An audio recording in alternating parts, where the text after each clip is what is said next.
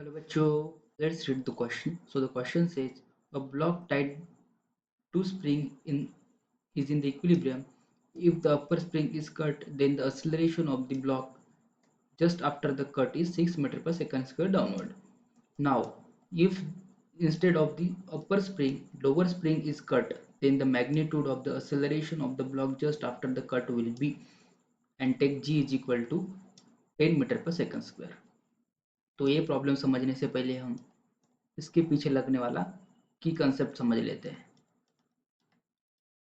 So the key concept behind that problem is the Newton's second law of the motion. That is, according to Newton's second law of the motion, the applied force F is equal to ये होता है mass into linear acceleration.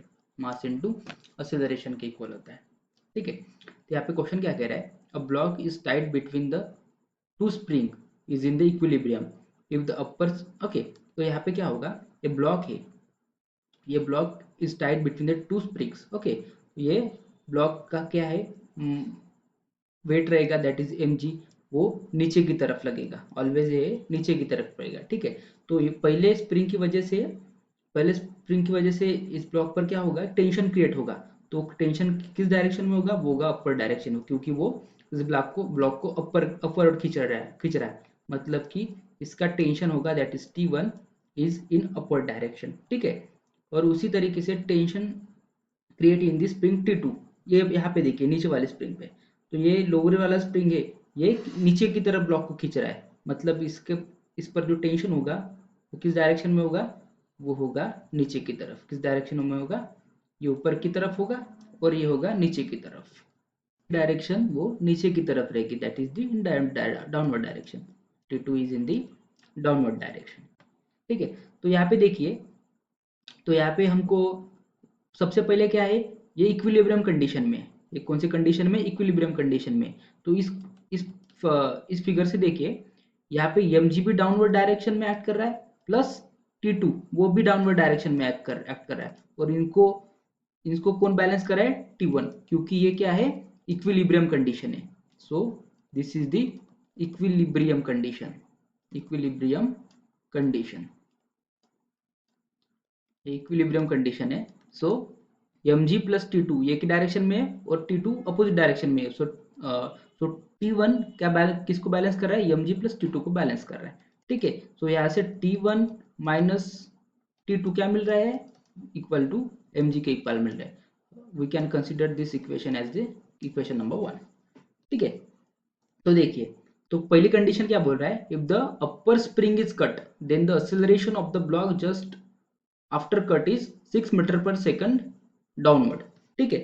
अपर वाली spring जब हम cut करेंगे, वो बोल रहा है, जब कंडीशन बोल रहा है वो, when the upper string is cut, when upper string is cut, upper spring is cut, spring is cut, जब ऊपर वाली स्ट्रिंग जब हम कट करेंगे. Okay. Now the lower string is attach only. Okay. तो जब अपर स्ट्रिंग कट करेंगे तो नीचे की स्ट्रिंग जो सिर्फ अटैच रहेगी. ठीक है. तो इस कंडीशन में देखिए क्या होगा, जो T2 होगा वो तो डाउनवर्ड ही एक्ट कर रहा है, डाउनवर्ड एक्ट कर रहा है. और MGA वो भी क्या, कहाँ पे एक्ट कर रहा है, वो भी डाउनवर्ड ही एक्ट कर रहा है, वो भी डाउनवर्ड एक्ट कर रहा है, वो भी डाउनवर्ड एक्ट कर रहा है. ठीक है. सो नेट फोर्स क्या हो जाएगा इन केस में, so net force will be mg plus T2. mg plus T2, mg plus T2 क्यों, क्योंकि वो सेम डायरेक्शन में है. So net force is equal to क्या हो जाएगा, mg प्लस T2 के इक्वल हो जाएगा. ठीक है. पर mg क्या है, वो है mass into acceleration is equal to mg plus T2. mg plus T2, जब हम mm कॉमन लेंगे, सो m से m कट जाएगा, मतलब कि यहाँ क्या बचेगा, a acceleration it is equal to, ये बचेगा g plus M T2 by M. क्या बचेगा, g plus T2 by M. ठीक है. पर यहाँ पे एक्सीलरेशन कितना दिया है, जब हम पहली स्प्रिंग कट करेंगे तो अपर वाली, तो दिया है 1 मीटर पर सेकंड स्क्वायर के. यहाँ पे एक्सीलरेशन से वो नीचे आएगा, वो उसका एक्सीलरेशन दिया हुआ है. ठीक है.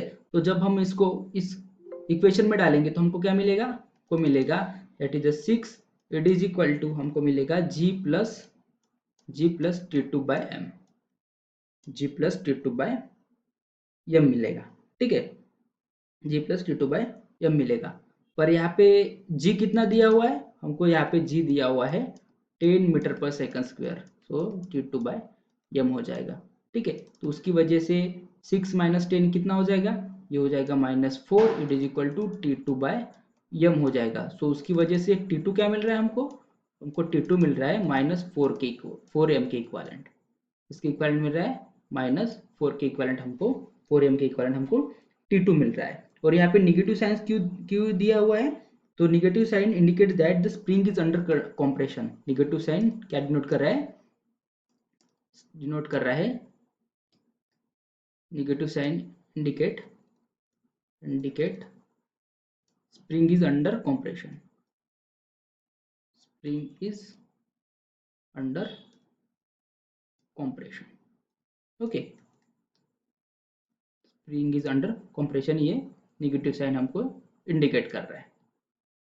तो देखिए, ठीक है, तो अब हम क्या करेंगे, दूसरी कंडीशन लेंगे। तो दूसरी कंडीशन क्या बोल रहा है, when the lower string is cut. Okay, जब अब lower string is cut, is lower string is cut, lower string is cut,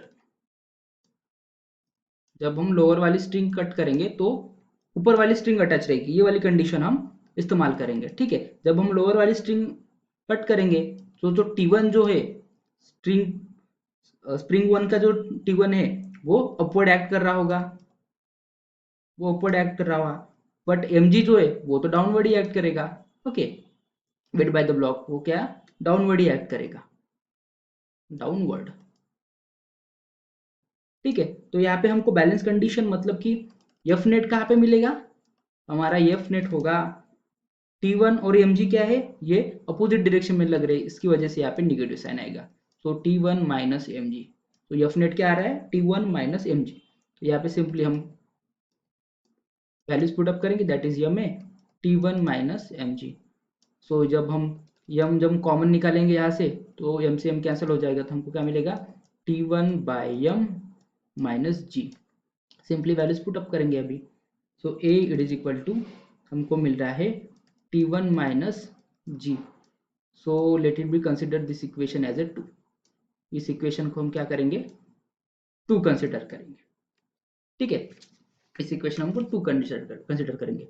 पर हम फ्रॉम 1 से क्या क्या निकाले थे, देखिए फ्रॉम 1 से क्या निकाले थे हमने, T2 mg plus T2 is equal to T1, क्या निकाला था T1 जो निकाला था mg प्लस T2 के इक्वल निकाला था।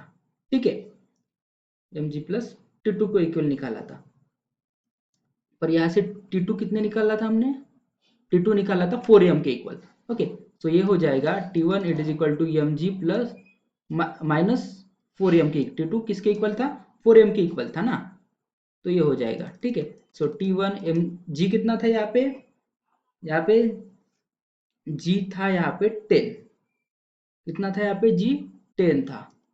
सो 10m ये हो जाएगा 10m माइनस 4m, मतलब कि T1 मिल रहा है 6m। ठीक है, T1 कितना मिल रहा है यहाँ पे, T1 मिल रहा है यहाँ पे 6m के इक्वल हमको T1 मिल रहा है। Now back to the equation number 2। अब इक्वेशन 2 पे देखिए, इक्वेशन 2 क्या मिल रहा था, a is equal to T1 minus m minus g. Acceleration क्या मिल रहा था हमको from second condition, that is the T1 minus T1 upon m minus g के इक्वल मिल रहा था। सो देयरफॉर एक्सीलरेशन क्या हो जाएगा, यहाँ से T1 मिल रहा था 6m divide by m minus g, m से m गेट कैंसल।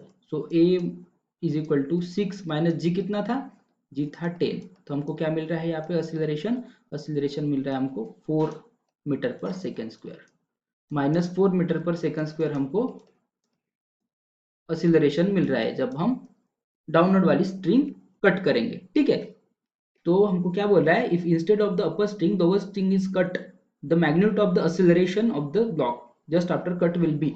तो हमको इसका मैग्नीट्यूड पूछ रहा है, तो उसका मैग्नीट्यूड क्या हो जाएगा, ये डायरेक्शन के साथ है ना, तो हमको सिर्फ अंडर कॉम्प्रेशन दिखा रहा है, तो हमको सिर्फ इसका मैग्नीट्यूड पूछ रहा था। सो उसका मैग्नीट्यूड क्या हो जाएगा, इसका मैग्नीट्यूड ये हो जाएगा, that is 4 metre per second square. तो वही हमको निकालना था। तो मैग्नीट्यूड कितना आ रहा है, 4 metre per second square. So option B is the correct option at here. So I hope you guys understood this problem very well. Thank you so much and all the best.